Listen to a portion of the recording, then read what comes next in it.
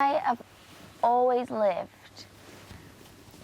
with my grandma and my mum.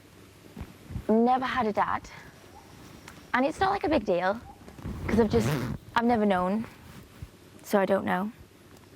Listening to everybody telling the story today about their lives and their backgrounds was actually quite amazing, quite intriguing. I thought Jorgie, for example, came from like a good solid family home. So my grandma was like, she was sort of like my mum, and my mum was like my sister. And we've always been like a proper, like, woman strong, like, unit. So then my grandma died just recently last year. But grandma used to, she was a music teacher. I feel like that is. Yeah, no one can see me, so it's fine. And then we went to like loads of auditions for like ballet school. I made it into one, but it was like thousands and thousands and thousands of pounds. Like we couldn't afford it. So my mum is an artist. Sorry, Jorgie. No, it's okay. It's because I'm like remembering how good family is.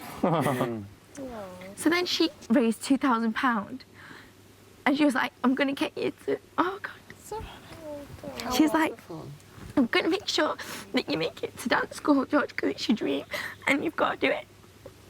And then I got a scholarship in the end, so she didn't have to keep working. Oh, that's great. To bare your soul like that in front of... We are strangers, really. It's a very brave thing to do.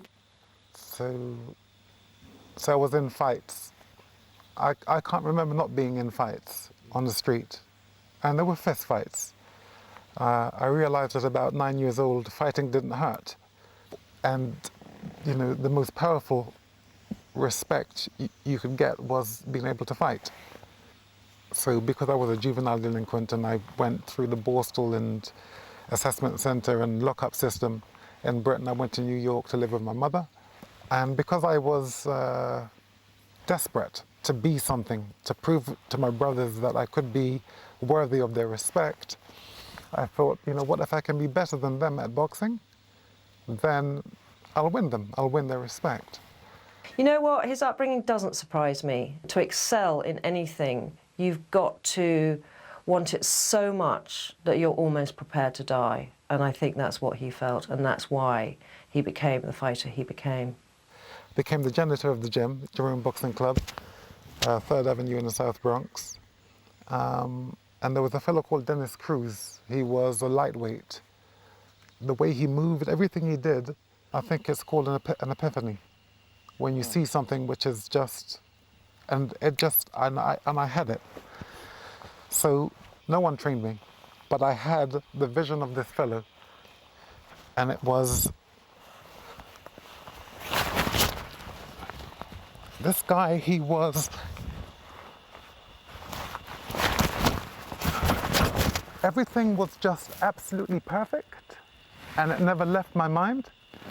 And that's how I trained myself right up to World Championship level.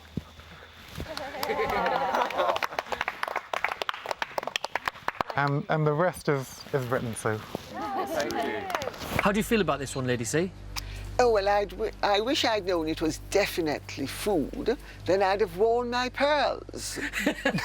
If you knew you were coming out for the evening. Yeah. Next time, please warn us that it's safe to wear pearls. Dress as dinner next time. We'll let you know if it's safe to wear pearls, yes.